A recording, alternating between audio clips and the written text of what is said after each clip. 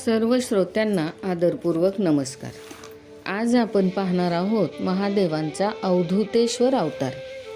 एकदा बृहस्पती आणि इंद्र आदी देव भगवान शंकरांच्या दर्शनासाठी कैलासावर जात होते. अंतर्ज्ञानी शिवप्रभूंनी त्यांच्या आगमनाचे वृत्त जाणले आणि त्यांची परीक्षा घेण्याचे ठरवले. त्यांनी अवधूत स्वरूप धारण केले आणि या दोघांच्याही मार्गामध्ये ते उभे राहिले. उंच, धिप्पाड आणि प्रज्वलित अग्निसमान तेजस्वी हा पुरुष फार भयंकर व अद्भुत दिसत आहे, असा दोघांनी विचार केला. इंद्र अभिमानाने त्यांच्या समोर गेला आणि म्हणाला, तू कोण आहेस, कुठून आला आहेस, तुझे नाव काय, मला तुझ्याविषयी सगळं खरं खरं सांग आणि उशीर लावू नकोस, आम्हाला कैलासावर जायचे आहे. इंद्राचे बोलणे ऐकून अवधूत काहीच बोलला नाही. देवराजाने पुन्हा पुन्हा त्याला विचारले तरी तो स्वस्थच उभा राहिला. मग इंद्राला राग आला आणि इंद्र त्याला रागवून म्हणाला की मी तुला काही विचारतो आहे, तू मूर्खासारखा गप्प बसला आहेस, काहीच उत्तर देत नाही. तू स्वतःला कोण समजतोस? थांब, मी तुला वज्राने आता वधित करतो. आता तुझे कोण रक्षण करतो तेच मला पाहायचे आहे. आणि संतापलेल्या इंद्राने त्याला मारण्यासाठी वज्र उगारले, पण अवधूताने त्यांचा वज्रधारी हात वरच्यावरच स्तंभित केला. हात आखडल्यामुळे तो प्रहार करू शकला नाही.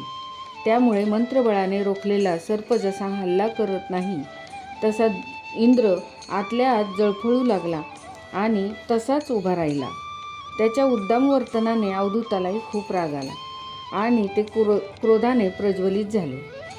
त्यांचे ते क्रोधाचे अद्भुत तेज पाहून बृहस्पतींनी क्षणात ओळखले की हे शिवप्रभूच आहेत. आता इंद्राचे काही खरे नाही हे जेव्हा ब्रह्माजींना कळाले त्यावेळेस त्यांनी महादेवांचे चरण पकडले आणि माफी मागितली. आमच्यावर कृपा करा, आमचा उद्धार करा. देवराज इंद्राकडून अजाणतेपणे हा अपराध घडला आहे, कृपा करून त्याला क्षमा करा, शांत व्हा, अशी दीन याचना केली. आणि मग त्यावेळेस शिवजींना त्यांची दया आली. परंतु एकदा टाकून दिलेली कात जसा साप पुन्हा धारण करत नाही त्याप्रमाणे रागावल्यामुळे शिवजींच्या मस्तकातून उत्पन्न झालेले तेज देखील परत घेता येणे शक्य नव्हते. मग त्यावेळेस त्यांनी ते उग्र तेज समुद्रामध्ये विसर्जन केले आणि त्या उग्र तेजापासूनच मागील भागात आपण पाहिले की जालंधराची निर्मिती झाली. आणि मग त्यावेळेस ब्रह्माजींना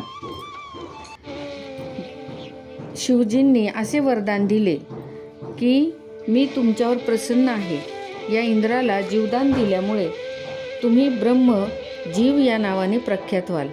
आणि अशा प्रकारे दोघांनाही शिवजींनी माफ केले आणि तो जो अवतार उत्पन्न झाला तोच शिवजींचा अवधूतेश्वर अवतार होय.